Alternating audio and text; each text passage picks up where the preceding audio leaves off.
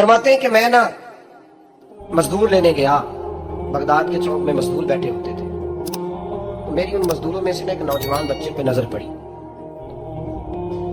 बड़ा कमजोर सा वजूद था, लेकिन चेहरे पर इबादत का निशान था। माथा बताता था कि नमाज का बड़ा ख्याल रखता है। मैं उसके करीब गया। चेहरे भी बड़ा कुछ बताते हैं ना, चेहरों में भी बड़ी रानाई होती है। फरमाते मैं करीब गया, मैंने उसको कहा बेटे मजदूरी करोगे? तो कहने लगा मजदूरों में बैठा हूँ तो हुजूर मजदूरी के लिए तो बैठा हूँ। तो मैंने कहा कि चलो फिर। कहने लगा नहीं मेरी कुछ शर्तें।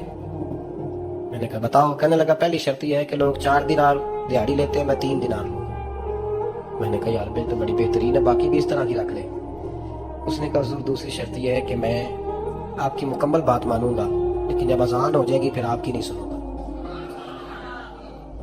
तीसरी बात उसने ये की कि हुजूर मैं आपके घर में काम करूंगा पर आपके किसी सवाल का जवाब नहीं दूंगा। कहते मैंने कहा यार तू बड़ा अजीब है, शर्तें तो मालिकों की होती हैं। कहने लगा जी बहरहाल मैं शर्तें लगा के जाता हूँ। फरमाते मैं उसे घर लिया, काम मैंने उसको बताया, तो जो काम मजदूर सारे दिन में करता है ना उसने 2 घंटे में कर दिया। हमारे मजदूर सिगरेट पीने में भी तो आधा घंटा लगाते हैं, वो चाय पीने जाए तो पौना घंटा। वहां उनको भी तो ध्यानदारी करनी चाहिए कि नहीं करनी चाहिए? मुआहदा किया है ना जी, तो पूरा उतरना चाहिए ना। कहते 2 घंटे में। अब काम जब बंदा शुरू कराता है तो काम और निकल आता है। कहते काम मैंने उसको और बता दिया, वो करने लगा। उसने मिट्टी निकाल के रखी थी बाहर रास्ते में, तो अजान हो गई जोर की। उसने वहीं कुदाल छोड़ी कही और चलने लगा। तो मेरा बेटा कहने लगा इसको जरा बराबर कर दो। कहने लगे चुप कर जा, तेरे बाप से बात हुई थी। जब अजान होती है तो मैं किसी और की नहीं सुनता, सिर्फ अल्लाह रसूल की सुनता हूँ। कहते मस्जिद चला गया, नमाज पढ़ के आया तो दोपहर का वक्त था। मेरी बीबी कहने लगी इसको खाना खा ले।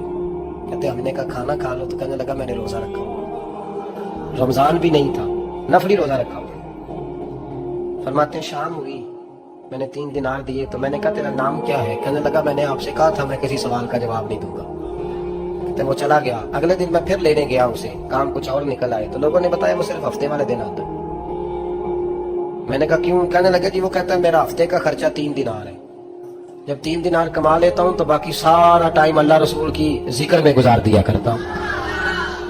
फरमाते हैं जी अगले हफ्ते मैं फिर लेने गया। मैंने पूरा हफ्ता इंतजार किया कि काम उसी से कराना है।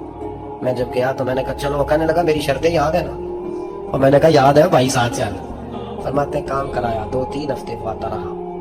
1 हफ्ते में गया तो लोगों ने कहा हुजूर आज नहीं आया। क्यों? कहने लगे बीमार हो गए। कहाँ घर है? कहने लगे बगदाद के कब्रिस्तान के पीछे जो कच्ची आबादी है उसमें रहता है। फरमाते मैं गया, दरवाजे पे दस्तक दी तो कहने लगा हुजूर आप हैं? दरवाजा खुला है, आ जाइए।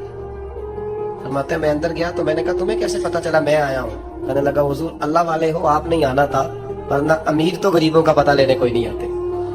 कहते मैं करीब गया तो कहने लगा मैं आपका इंतजार कर रहा था, तेज बुखार है, तप रहा। जेब से कुछ पैसे निकाले। कहने लगा ये पैसे रख ले। एक अंगूठी निकाली। कहने लगा हुजूर आज रात को मेरा इंतकाल हो जाएगा, इन पैसों का कफन खरीद के सुबह जनाजा पढ़ के मुझे दफन कर देना, और जब दफन करो तो ये अंगूठी लेके असर के बाद हारून रशीद के पास जाना। आप उसे कहना मैंने मिलना है, पर वो आपको टाइम नहीं देगा। आप उसको आवाज दीजिएगा कि तेरी एक अमानत है मेरे पास, फिर वो आपसे मिलेगा तो अंगूठी दे दे, फिर आप मेरी तरफ से फारिग हैं। हजरत फरमाने लगे तेरा नाम?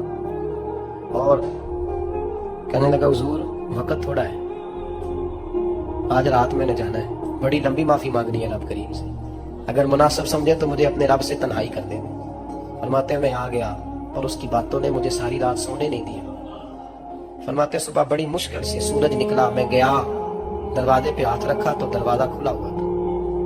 अंदर दाखिल हुआ तो खुशबुएं मेरा इस्तकबाल कर रही थी। जब चेहरे से कपड़ा हटाया तो उसका तो इंतकाल हो चुका, इंतकाल हो चुका, ऐसे जैसे किसी का दीदार करके सोया। कहते मैं तो 2 आदमी ले गया था जनाजे पे, पर पता नहीं दुनिया किधर किधर से आई, कहां कहां से। अखा जदों मीटियां जमाना मैनू रोवेगा, अपना ते अपना बेगाना मैनू रोवेगा। फरमाते मैं तो 2 बंदे ले गया था, पर पता नहीं मखलूक कहां कहां से आई। जनाजा पड़ा, दफन किया। हारून रशीद के पास में असर के बाद गया, मैंने बुलाना चाहा पर बादशाह था, मेरी तरफ देखा ही नहीं। मैंने उसको कहा तेरी एक अमानत मेरे पास है। फरमाते हैं मुझे कोने पे ले गया, क्या बात है? कमरे में बुलाया, मैंने अंगूठी दी। हारून रशीद तो चीखे मारने लगा, कहने लगा अंगूठी वाला कहाँ है? मैंने कहा वो तो इंतकाल कर गया। कहने लगा मुझे कब्र पे ले चल। कहते मैं कब्र पे लाया तो वो लेट गया, तड़प के रोने लगा। میں نے کہا میرا کلیجہ پھٹ جائے گا، نہ اس نے کچھ بتایا نہ تو نے بتایا، یہ کون تھا؟ ہارون رشید کہنے لگا یہ میرا بیٹا تھا۔ میں نے کہا تیرا بیٹا اور مزدور؟ کہنے لگا حضور یہ حضرت داؤد تائی کے پاس بیٹھا کرتا تھا، ان کا مرید تھا، مجھے روز کہتا تھا ابا تو نے بڑی دنیا کٹھی کر لی ہے، مرتے وقت تجھ سے ٹانگیں سمیٹی نہیں جائیں گی، اتنا حساب نہیں تو دے سکے گا۔ میں اس کو سمجھا دیتا، اس کی اماں سمجھا دیتی، یہ روز ہمیں کہتا چھوڑ دو آ جاؤ اللہ رسول کی بارگاہ میں جھک جائیں ہم سب۔ ایک دن یہ چلا گیا، کہنے لگا پھر تمہارا رستہ اور ہے اور میرا رستہ اور ہے۔ یہ سونے کی انگوٹھی غلطی سے اس کے پاس رہ گئی، غلطی سے ہیرے کی انگوٹھی چلی گئی۔ کہنے لگا دیکھو میرے بیٹے نے آج وہ بھی واپس کر دی ہے۔ پھر تڑپ کے کہنے لگا ہارون رشید تھا تو یہ میرا بیٹا پر میرا مرشد نکلا، میرا پیر نکلا۔ بھائی زندگی تو بڑی تھوڑی ہے نا۔ بابا صاحب نے کہا تھا اٹھ فریدہ ستیا، بھائی داڑھی آ گیا ہی پور، اگا لیڑے آ گئے، پچھا رہ گیا ہی دور۔ اٹھ فریدہ ستیا خلقت ویکھن جا، متے کوئی مل جائی بخشیا تے تم ہی بخشیا جا۔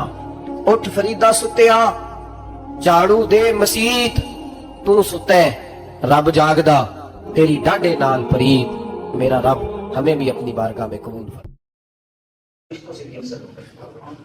اس کا مطلب کہ اللہ تبارک و تعالیٰ نے انہیں ہر مخلوق پر فضیلت عطا فرمائی۔ ایمان آنے کے بعد انہوں نے اچھے اعمال ہیں۔ سورہ بقرہ کے اندر یہ ارشاد فرمایا جا رہا ہے، اور سورہ اعراف کی آیت نمبر 179 کے اندر ایک اور مضمون بیان کیا جا رہا ہے۔ وہاں یہ ارشاد فرمایا گیا کہ جو ایمان لانے کے بعد نیک عمل کرے وہ ساری مخلوق سے بہتر ہے۔ اور یہاں سورہ اعراف کے اندر اللہ کریم نے ارشاد فرمایا، ارشاد ہوتا ہے اللہ تبارک و تعالیٰ طرف سے کہ وَلَقَدْ ذَرَأْنَا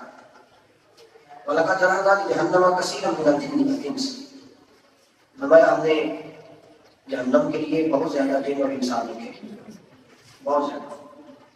یہ کون ہے؟ لَهُمْ قُلُوبٌ لَا يَفْقَهُونَ بِهَا، فرمایا یہ وہ لوگ ہیں جو دل رکھتے ہیں سمجھ نہیں، دل ہے اس میں درد کوئی، کسی کے لیے رحم نہیں۔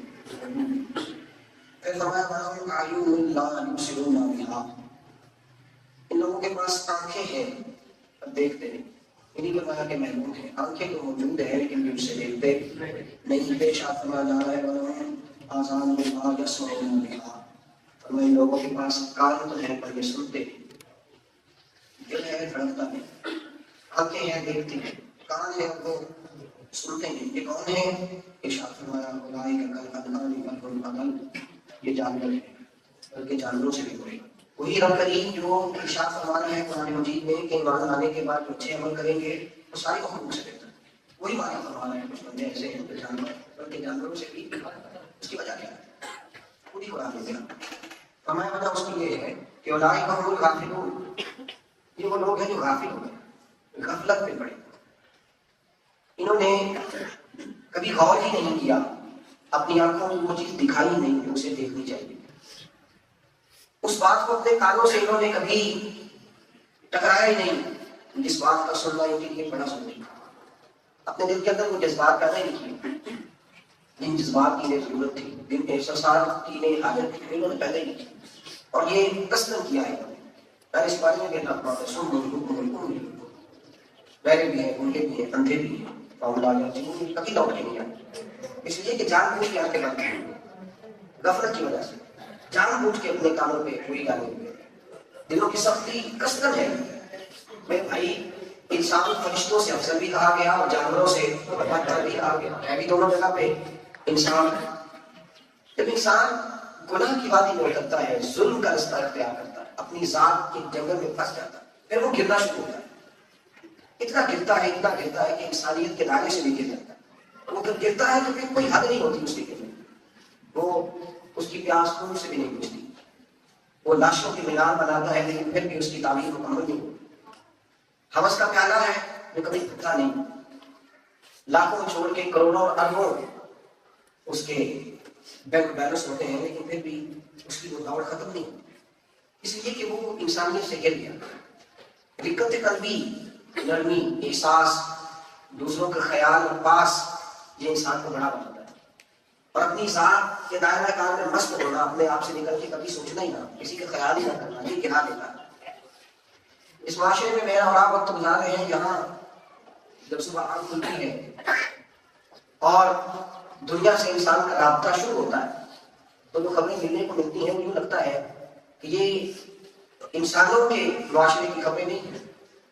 پہلے تو لوگ کہتے تھے جنگل کا قانون، اب لگتا ہے جنگل کا نہیں، درندگی کا قانون، بے حسی کا قانون، بے حسی کا قانون.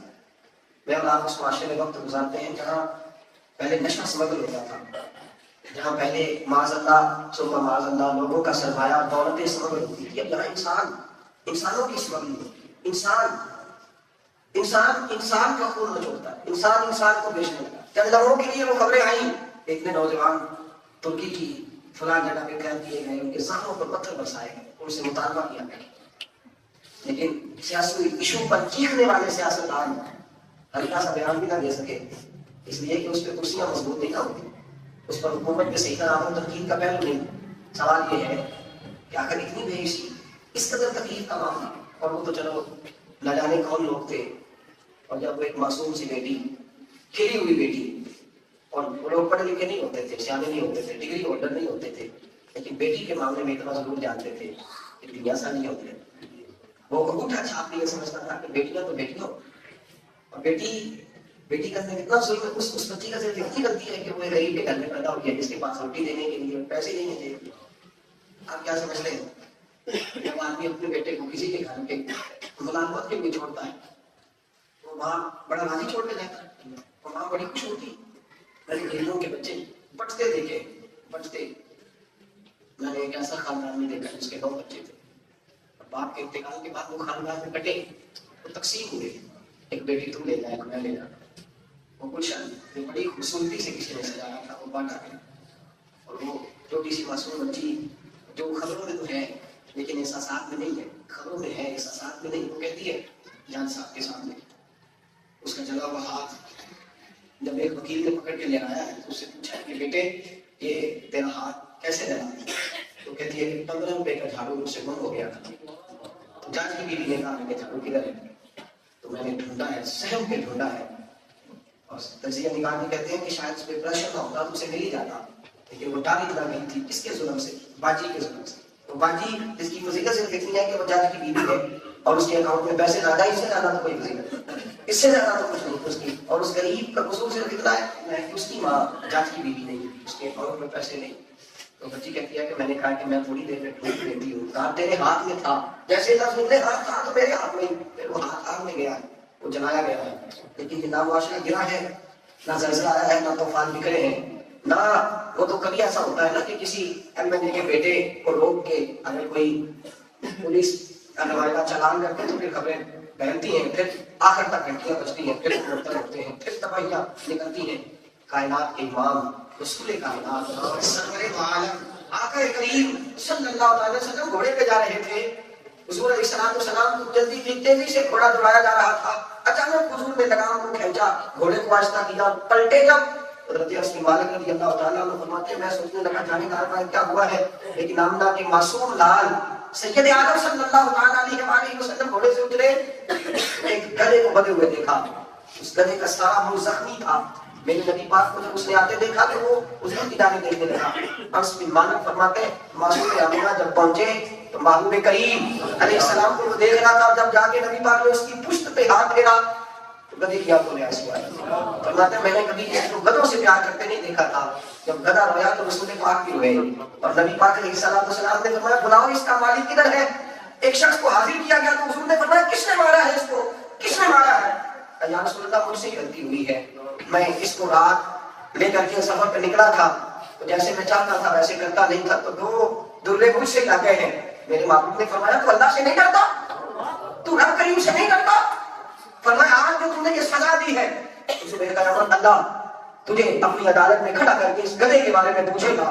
حضرت انس بن مالک رضی اللہ تعالیٰ عنہ فرماتے ہیں میں فٹافٹ بولا فٹافٹ. میں نے کہا محبوبہ گدھے کے بارے میں بھی سوال ہوگا، گدھے کے بارے میں بھی پوچھا جائے گا. میں نے ابھی نے فرمایا اس کے وجود میں جان نہیں، اسے تکلیف نہیں ہوتی، اس کا کوئی خالق نہیں. ان اللہ لا یستحیی ان یضرب مثلا ما بعوضۃ فما فوقها. اللہ فرماتے ہیں میں حیا نہیں کرتا کہ میں مچھر کا تذکرہ کروں، بلکہ مچھر سے بڑھ کے بھی کسی چیز کا تذکرہ کروں، اس لیے کہ مچھر جو ہوا ہے تو میری مخلوق کی طرح. فرمایا اس کے بارے میں بھی سوال ہوگا، پوچھا جائے گا. میرے علی کو یاد رکھو، میرے حبیب کریم صلی اللہ علیہ وسلم نے جو دین ہمیں عطا فرمایا ہے اس میں رقت ہے، اس میں نرمی ہے، اس میں دلوں کی ٹھنڈک ہے۔ اللہ یاس بن مالک فرماتے ہیں میں بھی غلام تھا میرے رسالت پاک میں، ایک دن نہیں، 2 دن نہیں، 10 سال غلامی کی ہے۔ حضور کے گھر کے برتن میں نے بھی دھوئے ہیں، جھاڑو میں نے بھی لگایا ہے، ایک نہیں 100 کر دیا کرتا تھا، لیکن فرماتے ہیں آمنہ کے لال نے کبھی اف بھی نہیں کہا۔ ایک دن نہیں 10 سال میں خدمت میں رہا۔ اور حدیث کے لفظ ہے بخاری اٹھائیے، فرمایا حضور جب بھی پکارتے تھے یا بنیا، او میرے بیٹے، او میرے بیٹے، او میرے بیٹے کہہ کے پکارتے تھے۔ آپ فرماتے ہیں عجیب انداز ہے نا، حسن اور حسین کے پاس کوئی جائیداد نہیں، لیکن انس بن مالک فرماتے ہیں میں خادم رسول ہوں، نوکر رسول ہوں، مجھے اللہ پاک نے 4 باغ عطا فرمائے اور فرمایا لوگوں کا باغ سال میں 1 دفعہ پھل دیتا ہے، مجھے مصطفیٰ کی دعا تھی میرا باغ سال میں 2 دفعہ پھل دیا ہے۔ فرمایا میں بھی 10 سال نوکر رہا ہوں در رسالت پاک، 10 سال حضور کی، یہ حضور کا اپنے ام ایمن نبی پاک کے والد کی آزاد کرتا باندھی ہے، حضور کو روح دکھانا ہے۔ عجیب روایت کے لفظ ہے، رونگٹے وجود کے کھڑے ہوتے ہیں، روح وضو کرنے لگتی ہے، انسان کی سانسیں چمکنے لگتی ہے۔ سیدہ عائشہ صدیقہ فرماتی ہیں سیدہ ام ایمن حضور کی غلام تھی، خادمہ تھی، حضرت عبداللہ رضی اللہ تعالیٰ عنہ سیدہ آمنہ کے گھر کی نوکرانی تھی، حضور کو دودھ پلایا کرتی تھی، پالا تھا۔ ایک دن گھر میں بیٹھے بیٹھے نبی پاک سے کہنے لگی اے محمد ابن عبداللہ اٹھو ذرا مجھے پانی کا پیالہ بنا کے پلاؤ۔ حضرت عائشہ فرماتی ہیں غصے کے ساتھ میرا چہرہ پھڑکنے لگا، میں من میں خیال نہیں آتا حضور سے کیا کہہ رہی ہو، حضور سے کیا کہہ، نبی پاک سے کہا پانی لاؤ۔ لیکن ابھی ام ایمن کہنے لگی میں نوکرانی عبداللہ کی ہوں، میں نوکرانی آمنہ کی ہوں، محمد کو تو میں نے لال بنا کے پالا ہے، اسے تو میں نے محبوب بنا کے پالا ہے، میں نے اس کے ناز اٹھائے ہیں، جب یہ راتوں کو آواز دیتے تھے تو میں اٹھ جاتی تھی، سینے پہ رکھ کے پالا ہے میں نے پالا ہے، میرا حق بنتا ہے۔ حضرت عائشہ فرماتی ہے میں نے اس غلام کی عزت ہوتے دیکھا، میرے نبی کریم علیہ السلام اٹھے، حضور نے پانی کا پیالہ بھرا اور لا کے دیا، اور جب ام ایمن پانی پی رہی تھی تو اللہ کے رسول دست بستہ کھڑے تھے، پی چکی تو میرے کریم نے فرمایا اماں تو کہے تو ایک پیالہ اور میں لا کے پیش کروں۔ حضرت عائشہ فرماتی ہے پہلے میں غصے سے ڈال دی، پھر میرے آنسو ٹپ ٹپ گرنے لگے اور میں سوچنے لگی یہ غلام کتنی شان والے ہیں جنہیں اللہ نے مصطفیٰ کی غلامی عطا فرمائی۔ حضرت زید بن حارثہ حضور کے غلام ہیں، مسلمان ہو گئے، اپنے علاقے میں بڑے میں لا کے بیچے گئے، حضرت خدیجہ کبریٰ بکتے بکاتے حضرت خدیجہ نے خریدا حضور کی بارگاہ میں، اور اعلان نبوت سے پہلے کی بات ہے، اعلان نبوت سے پہلے کی بات ہے، قافلہ مکے آیا، حضرت زید کو پہچان لیا، باپ کو لا کے بتایا تیرا بیٹا تو محمد ابن عبداللہ کے پاس ہے، ابھی اعلان نبوت نہیں کیا میرے کریم نے، والد اور چچا پیسے لے کے در رسالت باپ پہ آئے اور آتے ہی حضور کی بارگاہ میں کہا محبوب ہمارا بیٹا آپ کے پاس ہے، یہ پیسے رکھ لیں۔ اس کی ماں کی آنکھیں ترس گئی ہیں دیکھنے کو، بہنیں سارا دن دروازے میں بھائی کا رستہ دیکھتی ہیں، حضور یہ پیسے دے دیں بیٹا دے دیں۔ نبی پاک نے فرمایا خاموش ہو جاؤ، پیسے اپنی جیب میں رکھو، میں زید کو بلاتا ہوں، اگر وہ جانا چاہے تو کسی پیسے کی حاجت نہیں، تم لے جاؤ۔ باپ اور چچا کہنے لگے یہ بھی ہوگا کہ بیٹا غلامی چھوڑ کے یہاں برتن مانجتا ہے، جھاڑو دیتا ہے، جانوروں کی نوکری کرتا ہے، وہاں کیا بات ہے، ماں خیال رکھنے والی وہ جانا نہیں چاہے گا۔ میرے نبی پاک مسکرائے فرمایا مجھے بلا تو لینے دو، مجھے بلا تو لینے دو، اسے آ تو لینے دو، تب سے بعد میں کرنا، آنے تو دو۔ پیغام دیا زید کو بلایا گیا، جناب زید آئے تو اس نے فرمایا وہ تیرے والد ہیں، وہ تیرے چچا ہیں۔ دوڑ کے گئے، باپ بیٹا ملے، پرانی ملاقات تھی، کھل کے روئے، چچا بھی روئے۔ جب تسلی ہوئی تو میرے نبی پاک نے فرمایا بیٹا تیرے باپ کے گھر میں رزق اللہ نے بڑا دیا ہے، بڑی موجیں ہیں، سنا ہے بڑا صاحب ثروت ہے، تیری ماں تیری بہنیں تیری منتظر ہیں، بیٹے اگر تو جانا چاہے تو میری طرف سے اجازت ہے۔ حضرت زید باپ کے پاس کھڑے تھے، جب کہا جانا چاہے تو لینے آئے ہیں، چلا جا۔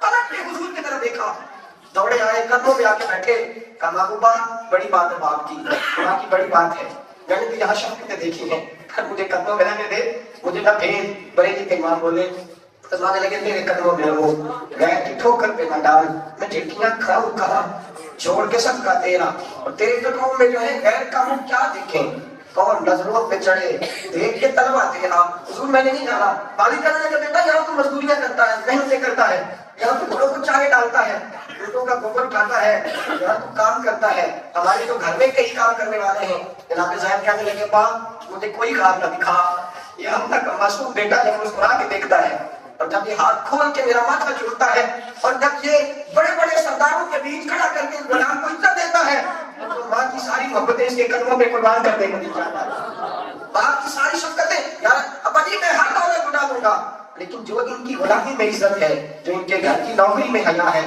مجھے کسی اور جگہ نظر نہیں آتی. صاحبو میرے نبی کریم صلی اللہ تعالیٰ علیہ وسلم نے غلاموں ان مجبوروں ان غریبوں کو بلال کہتے ہیں مجھے بات آسا کا حساب نہیں آتا تھا, 20 سے زیادہ میں گنتی نہیں جانتا تھا, لکھنے پڑھنے کا مجھے شعور ہی نہیں تھا, لیکن کائنات کا سب سے بڑا آستانہ مصطفیٰ کا آستانہ ہے. کائنات میں سب سے اعلیٰ لنگر در رسول پہ پکتا تھا, سب سے بڑا حساب کتاب نبی پاک کا تھا کہ دروازے پہ جو بھی آتا تھا جھولی بھر کے دیا جاتا تھا, لیکن فرماتے قربان جاؤ جسے کچھ نہیں آتا تھا, میرے محبوب نے فرمایا سارے حساب کتاب ہی تیرے ہاتھ میں رہیں گے, جو آئے گا وہ بھی تیرے پاس اور جو جائے گا وہ بھی تیرے ہاتھ سے. یہ کس نے ضرورت کو اٹھایا اور زہرا کر دیا, یہ کس نے قدموں کو ملایا اور گہرا کر دیا, یہ کس کی حکمت نے یتیموں کو کیا در یتیم اور غلاموں کو دنیا بھر کا بہنا کر دیا. میرے محبوب نے اس نوکر کو اس غلام ہر لوگ باتیں ضرور لیں. ایک ہے گھر میں برتن دھونے والی بی بی, ایک ہے گھر میں برتن دھونے والی بی بی, اور ایک لفظ ہے ماسی خالہ ہماری بزرگ.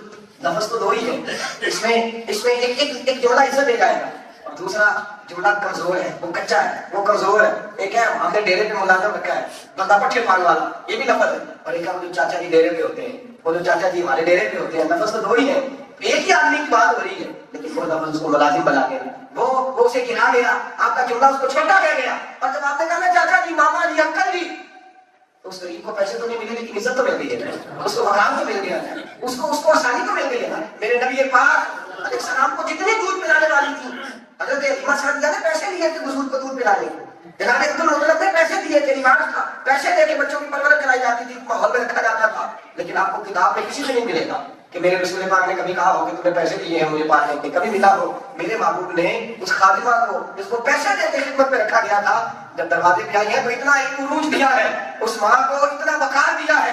حضرت ابو ہریرہ فرماتے ہیں مجمع صحابہ کا تھا, حلیمہ سعدیہ آئی تو منبر چھوڑ کے مصطفیٰ کا لیا اور کندھوں سے چادر اتار کے حضور نے بچھائی, اماں کو بٹھایا, فرمایا جب تک میرے رسول رہے اس طرح بیٹھے رہے جس طرح آدمی نماز کی حالت میں اللہ یاد پہ بیٹھتا. میرے بھائی اعزاز دینا, غریب کو عزت دینا, اس کی عزت نفس کا خیال رکھنا. لوگوں کے دلوں سے زیادہ غلط وظائف ہیں, لوگ اپنی نفسیات کے لحاظ سے ضد کرتے ہیں, لوگوں کو کمزور سمجھتے ہیں, رب نے فضل سے پیسے دیے ہیں اور یہ عرش پہ جا کر کے بیٹھتے ہیں, ظلم ہوتا ہے, زیادتی ہوتی ہے. میرے محبوب پاک صلی اللہ تعالیٰ علیہ وسلم نے جو دین ہمیں دیا ہے وہ نرم لوگوں کا دین ہے, اچھے دل کے لوگوں کا دین ہے.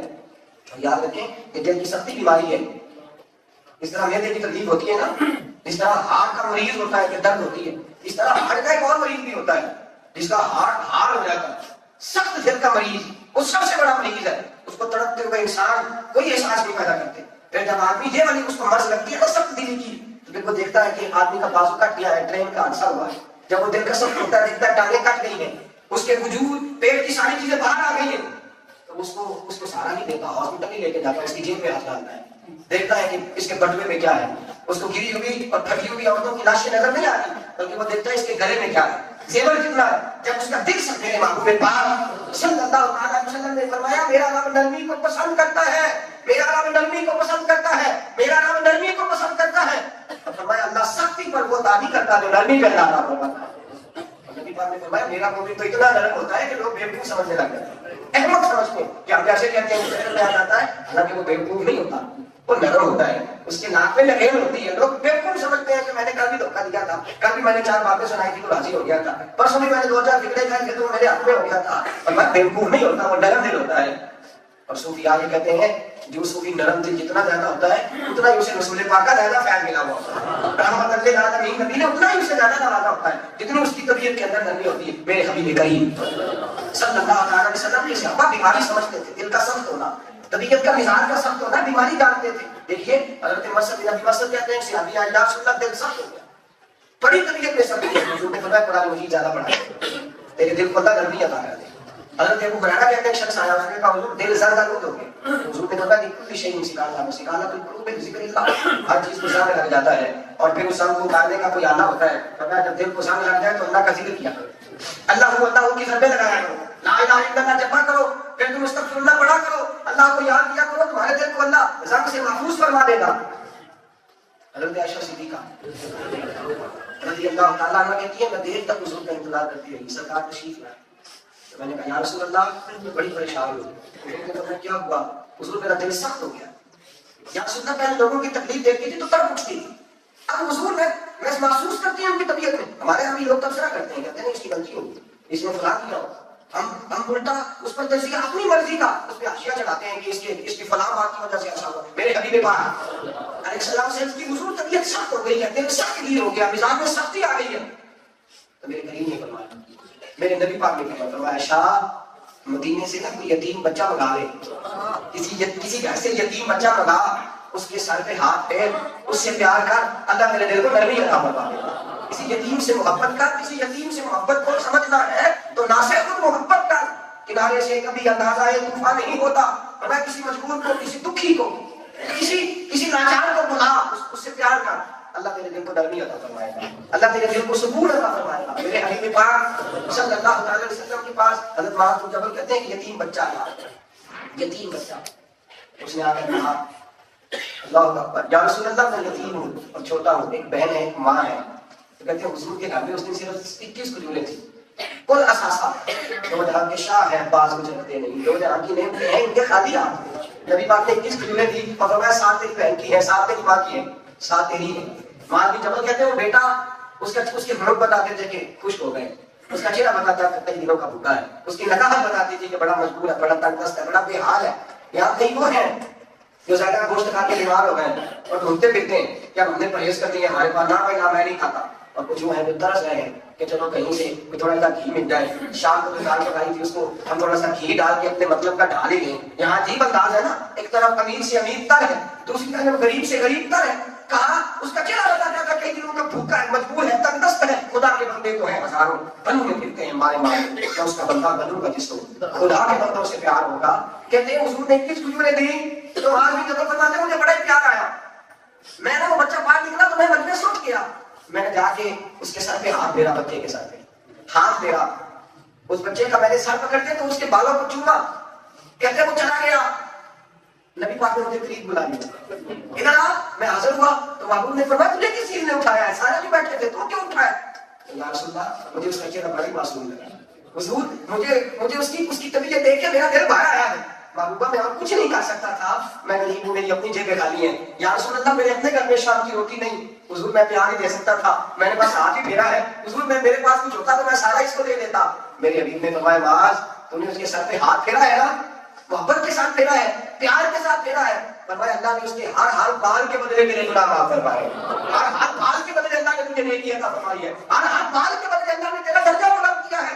حضرت معاذ کہتے ہیں میں سوچا کرتا تھا جو رب ہاتھ پھیرنے میں اتنا اجر عطا کرتا ہے وہ خدمت کرنے میں کتنا اجر عطا کرتا ہے. بھائی احساس کی دولت، احساس کی دولت، دل کی نرمی، دل کی رقت، معاشرہ زندگی کی. آج صبح کی اخبار میرے ٹیبل پہ اتنا دیکھنے لگا، ایک نوجوان باپ انتقال کرتے ہیں تو اسے وراثت کا انتقال کرانا ہے، 2 بہنیں معذور ہیں، ذہنی طور پر معذور ہیں. اب وہ جب لے کے جاتا ہے گواہی کے لیے بھی میرے حق میں فیصلہ دینا چاہتی ہے تو اس کو کہا جاتا ہے کہ اس کا ان کا فیصلہ قبول نہیں، اس لیے کہ یہ تو ذہنی طور پر معذور ہیں. بڑے دیر اس نے لگائے لیکن کوئی سبب نہیں بنتا تھا تو اس کے حق میں اس نے پسٹل لیا، گولی مار دی. معذور بچیاں یہ درندگی کاہے کے لیے؟ دولت کے لیے. یہ ظلم کس لیے؟ دولت کے لیے. لوگوں کا خون نچوڑ کے تو اپنے بچوں کا مکان بنانا، لوگوں کا خون پسینہ نچوڑ کے اپنے بچوں کے لیے تو محل بنائے گا تو وہ سکون سے رہیں گے، تو سمجھتے ہیں وہ آسانی سے رہیں گے. دوسروں کی بوٹیوں پر جو تو ماں بنائے گا تو تو اس میں آسانی سے زندگی گزارے گا. ایک دن آپ سے وہی ہوگا، تو ساری رات چھت پہ ملے گا، تو ساری رات جاگ کر کے گزارے گا، تو ساری رات نیند کی گولیوں کو ترسے گا. اس لیے جو تم نے محل بنایا ہے وہ کسی کی آرزوؤں کو کچل کے بنایا ہے، جو تم نے مکان بنایا ہے وہ کسی کو لتاڑ کے بنایا ہے، جو تم نے بینک بیلنس بنایا ہے اس میں کئی لوگوں کی آہیں شامل ہیں. سسکیاں باقی میں سبحانی، غوث سمدانی، شیخ سمدانی، میرے شیخ کامل، پیران پیر، دستگیر، شیخ بہروپر، شیخ دیوائنس، حضرت شیخ سید ابو محمد عبد القادر جیلانی رضی اللہ تعالیٰ عنہ کے پاس بادشاہ آیا، اس نے 2 تھیلیاں اشرفیوں کے حضور نظر لے کے آیا ہے. آپ کہنے لگے میں فقیر محمد ہوں. جو محمد کے فقیر ہوتے ہیں انہیں بادشاہوں کے نذرانوں کی عادت نہیں ہوتی، ان کے گھر میں بڑا لنگر ہوتا ہے، وہ سب سے اچھی روٹی کھا کے سوتے ہیں، وہ سب سے قیمتی لوگ ہوتے ہیں. لے جا نہیں چاہیے. اس نے کہا حضور قبول کر لیں تو مہربانی ہوگی. فرمایا تمہیں کہہ رہا ہوں لے جاؤ، حاجت نہیں ہے، بھرا ہوا ہے میرا کشکول، میرے دامن میں بڑی خیر ہے، میں تو بانٹنے کے لیے ہوں. کہ حضور قبول کر لیں. اور میں تجھے کہہ رہا ہوں تو لے جا. جب شیخ بار کہا نہ مانا، حضرت سیدنا شیخ عبد القادر جیلانی نے ہاتھوں سے 2 تھیلیاں پکڑی اور اشرفیوں کے تھیلیوں کو نچوڑا تو اندر سے خون ٹپکنے لگا، خون بہنے لگا. یوں پھینک کے بادشاہ کی طرف اٹھا لے جا، غریبوں کا خون نچوڑ کے مجھے نذرانہ دینے آ گیا ہے، نکل جا میرے آستانے سے، خانقاہ سے. اگر مجھے تیری عزت کا خیال نہ ہوتا اور رب رسول کا پردہ پوشی کا حکم نہ ہوتا تو یہ خون اتنا بہاتا کہ تیرے محل کو بہا کے لے جاتا. تو تو غریبوں کا خون چھوڑ کے نظر میں آپ دینے آیا ہے؟ مجھے تو دینے آیا دے گا. میرے بھائی یاد رکھیں, احساس کی دولت پیدا کریں, احساس کی قوت پیدا کریں. امام غزالی رحمۃ اللہ تعالیٰ علیہ نے اس قدر زیادہ عجیب بات لکھی ہے کہ دل تڑپ اٹھا پڑھ کے ہی. امام غزالی کہتے ہیں حضرت ابو درداء کے انتقال کا وقت آیا تو پہلے اماں سے معافی مانگی, پھر بہنوں سے معافی مانگی, پھر بیوی سے معافی مانگی, پھر بچوں سے معافی مانگی, پھر محلے داروں سے معافی مانگی, پھر دوستوں سے معافی مانگی. کہتے حد ہو گئی. ایک سواری کا اونٹ رکھا تھا حضرت ابو درداء نے, 2 بچوں نے اٹھایا ہے, حضرت ابو درداء کو سہارا دیتے اور ان کے سامنے ہاتھ باندھے ہوئے ہیں, تو میرا بوجھ اٹھاتا تھا, میں تیرے اوپر سواری کرتا تھا, اگر کبھی چارہ وقت پہ نہ ملا تو مجھے معاف کر دینا, اگر میں نے کبھی تجھے وقت پہ پانی نہ پلایا ہوا تو مجھے معاف کر دینا, اگر کبھی تیری طاقت سے زیادہ پوچھ ڈالا تو مجھے معاف کر دینا. بچے رونے پڑی یہ کیا کر رہے ہیں؟ میں بیٹا تمہیں کیا بتاؤں, اس محمد کا ماننے والا ہوں, اس رسول کے پاس بیٹھنے والا ہوں جس نے جانوروں کے حقوق بھی بیان کروائے, جنہوں نے ان کے بارے میں بھی ہمیں تربیت فرمائی ہے. جانوروں سے معافی ہو رہی ہے, جانوروں سے معافی مانگی جا رہی ہے. میرے محبوب پاک صلی اللہ علیہ وسلم نے یہاں تک احساس سلطان صلاح الدین ایوبی, جب عیسائیوں نے اتنا خون بہایا مسلمانوں کا, اتنا خون, اور اب تو وہ خود نہیں بہاتے, وہ ہماری ذمہ داری لگاتے ہیں, ہمارے ہاتھوں میں تلوار دیتے ہیں پوچھنے کی گردن کا. اب ہم خود ہی کافی ہیں, جنگ لگی ہوئی ہے, شام میں 4 لاکھ لوگ قتل ہو چکے, روز خون بہتا ہے, لیکن وہ ان سے جب پوچھا جاتا ہے کہ ان کو سے تو کہتے ہیں باغیوں کو کچل رہے ہیں. کس کے باغی ہیں؟ اللہ کی, اس کے رسول کے, دین کے. کہتے نہیں ہمارے باغی ہیں. آپ کون ہوتے ہیں؟ انگریزوں کے وظیفہ خواہ آپ کون ہوتے ہیں؟ ان کے قدموں میں بیٹھ کر حکومتیں مضبوط کرنے والے کون ہیں آپ لوگ؟ آپ کون ہیں؟ اسلام بیچنے والے, مسلمانوں کا خون بیچنے والے کون ہیں آپ؟ لوگوں کا خون بہایا جاتا ہے, قتل و غارت ہوتی ہے. میرے نبی پاک صلی اللہ علیہ وسلم کے جو امام سلطان صلاح الدین ایوبی, جب فلسطین میں خون بہایا گیا, اور اتنا سخت خون, کچی سڑکیں تھی فلسطین کی, لیکن مسلمانوں کو اتنا قتل کیا گیا کہ گھوڑے جب سڑکوں پہ چلتے تھے تو ان کے پیر پھسل گئے, اتنا خون تھا. 70 سال کا وقفہ گزرا, ابھی وہ لوگ موجود تھے جنہوں نے خون بہتے دیکھا تھا, جنہوں نے بہایا تھا. سلطان صلاح الدین ایوبی میدان میں آئے, اور بہت بڑا سپہ سالار جو تھا مقابلے میں نکلا.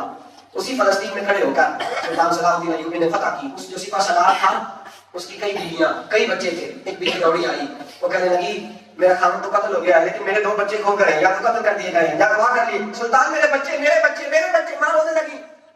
سلطان نظر ڈالتی ہے, اس کے بچے کدھر ہے؟ اس نے اپنے لفظ کہے, سمجھتی تھی نا جیسے سارے ظالم ہوتے ہیں, شاید معاذ اللہ مسلمان بھی. کہنے لگی سلطان میرے بچے اگر کسی فوجی کے قبضے میں ہیں تو انہیں کہو قتل کرنے سے پہلے ایک دفعہ مجھے ملا ہی دے, مارنے سے پہلے ملا ہی دے. بچہ قتل کر دیا نا, وہاں قتل کر دیا تو تمہیں گواہ کر کے انسانی سرور ہوگی. تو اس کو کہا کہ لاش واپس کر دو, تو کہا 2 لاکھ روپے دیں گے. لاش دینے کا 2 لاکھ روپے, لاشوں کے سودے ہو گئے. کفن بکتا ہے, کفن بکتا ہے. اتنی بڑی درندگی, اتنا بڑا ظلم. سلطان صلاح الدین ایوبی سے سپہ سالار کی بیوی جو مقابلے میں آیا, کہنے لگی میرے بچے مجھے دے دیے, اور اگر قتل ہو گئے تو مجھے چہرہ ہی دکھا دیا جائے. سلطان نے نظر ڈالی, فرمایا فٹافٹ بچے پکڑ کے لاؤ. کہاں ہے لوگ؟ تھوڑی دیر کے بعد کہنے لگے نہیں تم نہیں, میں خود ڈھونڈنے جاتا. بیوی کو ساتھ لیا, ساری فوجوں میں ڈھونڈنے لگی. پہاڑ کے پیچھے اس کے بچے, اس کے جوان بچے بھی تھے, یہ 2 چھوٹے بچے ساتھ تھے. پہاڑ کے پیچھے سلطان کو اٹھا کے لائے. 2 فوجیوں کو کہا ان بچوں کو ساتھ لو, تلواریں پکڑو, ان کی ماں کو بٹھاؤ, اور جہاں کی بیوی کہتی ہے وہاں حفاظت کے بعد پہنچا کے آؤ, حفاظت کے ساتھ پہنچا کے آؤ. بیوی پلٹ لی واپس, اور سلطان صلاح الدین ایوبی سے کہنے لگی میں ان لوگوں کو جانتی ہوں جن کے بازو کاٹے تھے میرے شوہر نے, میرے سامنے اس نے خون بہائے تھے, تو مجھے اعزاز کے ساتھ کیوں بھیج رہا ہے؟ 70 سال کو گزرے ہیں جہاں خون بہایا تھا مسلمانوں کا, ہم نے کھوپڑیوں کے مینار بنائے تھے, ہم نے ساری سڑکیں خون سے بھر دی تھی, تو اتنی مہربانی کیوں کر رہا ہے؟ سلطان صلاح الدین ایوبی کی آنکھوں میں آنسو آئے. کہنے لگے بیوی کیا بتاؤں, میں محمد عربی کا ماننے والا, میرے پاؤں میں حضور کے قانون کی زنجیر ہے, میں کیا کروں؟ مجھے میرے کریم نے حکم دیا ہے کہ جہاد میں نکلو تو ہاتھوں پہ تلوار نہیں اٹھانی, جو مقابلے میں نہ آئے اس پر تلوار نہیں اٹھانی, عورت پہ ظلم نہیں کرنا, بچے پہ زیادتی نہیں کرنی, فصلوں کو اجاڑنا نہیں, درختوں کو کاٹنا نہیں, کوئی ظلم اور زیادتی نہیں کرنا. میں تیرے ساتھ کیسے جا, تو آزادی سے اپنے گھر. پلٹ کے آئی, کہنے لگی زندگی بارش ساتھیوں کے گھر میں نہیں, اور غریب نہیں سپہ سالار کے گھر میں نہیں. مجھے کوئی دولت متاثر نہیں کر سکی, مجھے کوئی بنگلہ متاثر نہیں کر سکا, قیمتی گھوڑا اور سواری متاثر نہیں کر سکی. کہنے لگی میں نے ابو بکر عمر عثمان طلحہ زبیر کو نہیں دیکھے, میں نے فاطمہ عائشہ خدیجہ کے ساتھ وقت نہیں گزارا, تجھے دیکھا ہے, وہ بھی فوجی لباس پہنے ہوئے دیکھا ہے. اگر تیری طبیعت میں اتنی نرمی ہے تو مصطفیٰ کے پاس بیٹھنے والوں میں احساس کی دولت تلاش کریں. ہمارے دلوں میں سختی ہے, ہم سماج ہے, تیز بڑے ہیں, سیانے بڑے ہیں, ہم اپنے گھر میں آ کے ہنستے ہیں کہ آج 4 لوگوں کو لوٹا ہے, اپنی چند زبانی سے, اپنی تیزی سے, آج اتنے گاہکوں کے میں نے ماں اللہ تعالیٰ کپڑے میں نے کھینچ ڈالے ہیں, اتنوں پر لوٹا ہے. یہ ہمارے عقل مند ہونے کی علامتیں ہیں, یہ ہمارے سمجھدار تیز اور زیرک ہونے کی. آج اتنے لوگوں کے میں نے پر کچے بکھیر دیے, یہ ہمارے سیانے ہونے کی علامت ہے.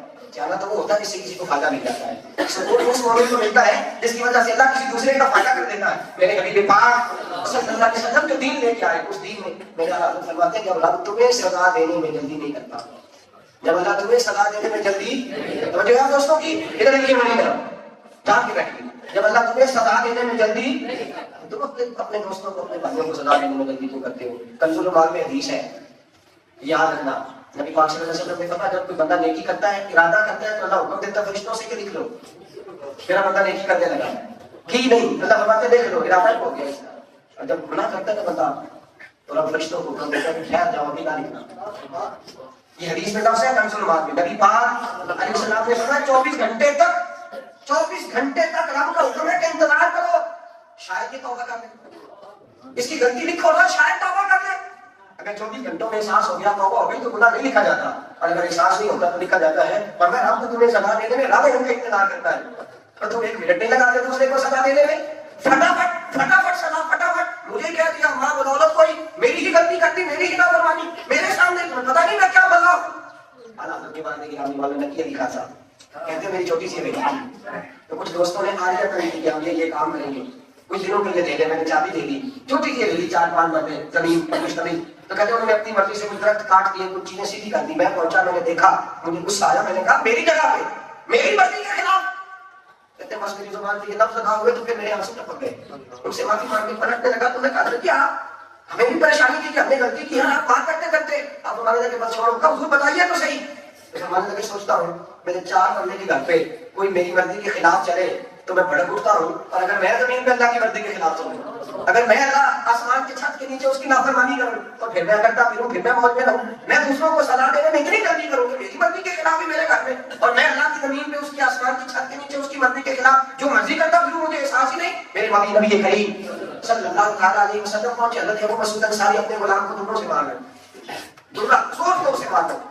اب وہ غلام نیچے سے معافی مانگ رہا تھا, نبی پاک پہنچ گئے, حضور نے پہنچ نہیں فرمایا بس کر, تجھے تو کچھ بھی طاقت نہیں اس غلام پر, میرے اللہ کو تو تیرے اوپر ساری طاقتیں حاصل ہیں, بس کر دے, چھوڑ دے.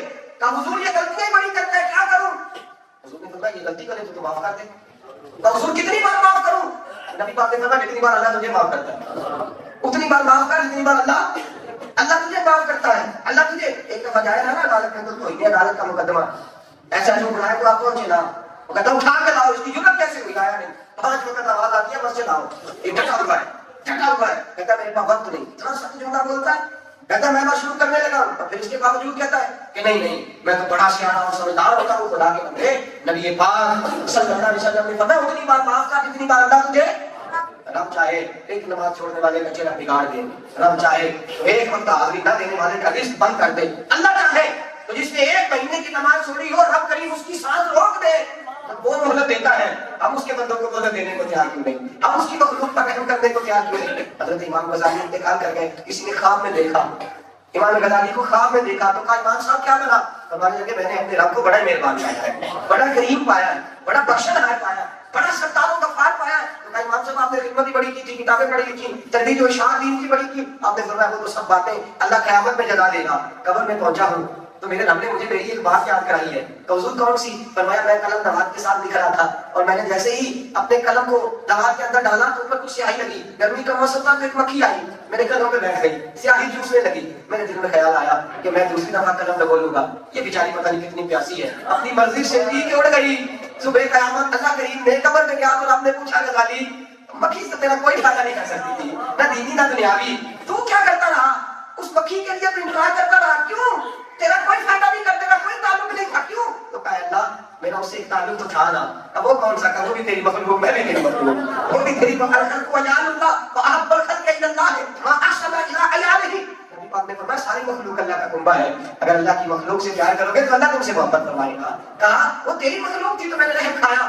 غزالی تم اس مکھی کے لیے اگر میری مخلوق سمجھ کے انتظار کرتا ہے تو میں تیرے اوپر رحم نہ کروں. مجھ سے کوئی حساب کتاب نہیں لیا جائے گا، اس کے لیے جنت کے سارے دروازے کھول دو، میں غزالی کو بغیر حساب کتاب کرنا لگا بھائی احساس کو پیدا کرنا، احساس کو پیدا کرنا۔ میرے نبی کریم صلی اللہ علیہ وسلم نے حقوق گنوائے، جانور کے حقوق گنوائے، وقت پہ چارہ ڈالنا، وقت پر اس کو گھاس ڈالنا، وقت پر پانی پلانا، دھوپ چھاؤں کا خیال رکھنا، احساس کی دولت۔ صحابہ دل سخت ہو جاتا تھا اس کو بیماری جانتے تھے، علاج کراتے تھے، کرے رسالت ماں پہ پہنچتے تھے۔ ایک صحابی آئے کہا یا رسول اللہ بڑا پتھر والا دل رکھتا ہوں، کسی بیمار کو دیکھ کر نہیں تڑپتا، کسی مجبور کو دیکھ کر نہیں تڑپتا، یا رسول اللہ بڑے لوگ چلے جاتے ہیں پر میں سخت کا سخت رہتا ہوں، کوئی علاج بتا دیں۔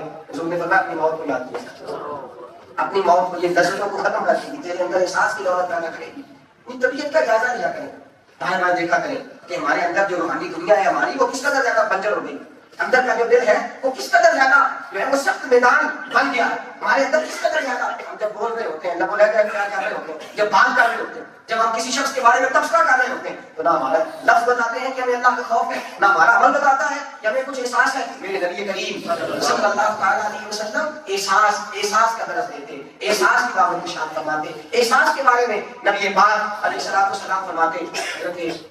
حضرت مولانا فرماتے ہیں میں حضور کے ساتھ ایک شخص کے گھر میں گیا، نبی پاک صلی اللہ علیہ وسلم اس کا چھوٹا سا بچہ دوڑتا ہوا ہے تو حضور نے سینے سے لگا یہاں تو کوئی آدمی اپنا بچہ لے کے باہر نکل آیا تو اس کی خیر نہیں کہتے اچھا آپ کے بچے کھلانے کی ڈیوٹی لا گئی ہے، مذاق اڑایا جاتا ہے معاذ اللہ۔ ہم وہ چیزیں جو ہیں سنت رسول ہے ان کے معاملے بھی ہم معاشرتی باتوں کا شکار ہو گئے۔ نبی کریم علیہ السلام اس کے گھر گئے ملنے کے لیے، اس کا بچہ آیا تو اللہ کے رسول نے ہاتھ کھول دیے، ماتھا چوما، گود میں بٹھایا اور جناب ایسی مالت فرماتے جیب میں ہاتھ ڈالا تو دو کھجورے حضور نے نکالے، بچوں کے لیے اکثر رکھتے تھے، اس کو کھلائی۔